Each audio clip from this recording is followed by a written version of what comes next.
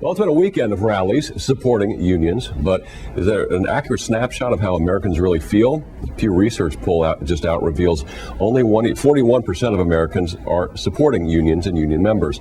Francesca Maxime has a closer look. The labor movement made the middle class movement, and that's what made this country great. In a show of solidarity with Wisconsin union members, New York politicians were joined on the steps of City Hall Sunday by members of the Building Service Workers Union, including former janitor Walter Cooper. There was a time that we didn't have any respect. Being a union member, being able to fight for respect and dignity and to raise our pay to a point that we were able to support our family was very important. The elected officials gathered here today really want to emphasize the point that collective bargaining is really a fundamental right. It is just throwing in your opinion along with everybody else's so that as a group you're stronger. The elected officials say Wisconsin Governor Scott Walker's plan would have more state workers covering more of their own health care and pension costs and would limit collective bargaining to wages.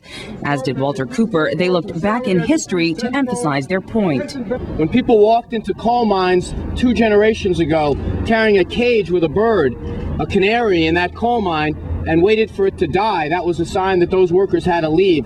Someone decided that was going to change, and it wasn't the owner of the mine, it was those workers. The unions fight for social and economic justice. I mean, if you want to go back to the 60s, where unions supported the civil rights movement, was very important for us African American, to me, to understand that unions were one of the forces that helped us get to a point where we were considered middle class.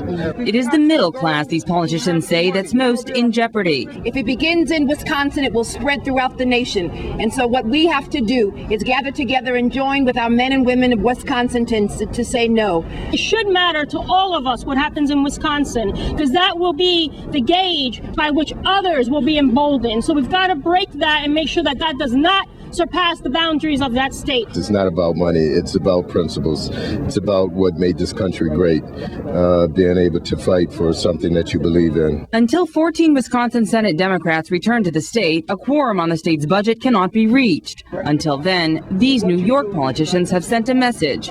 We're with you for the long haul. In Lower Manhattan, Francesca Maxime, PIX 11 News.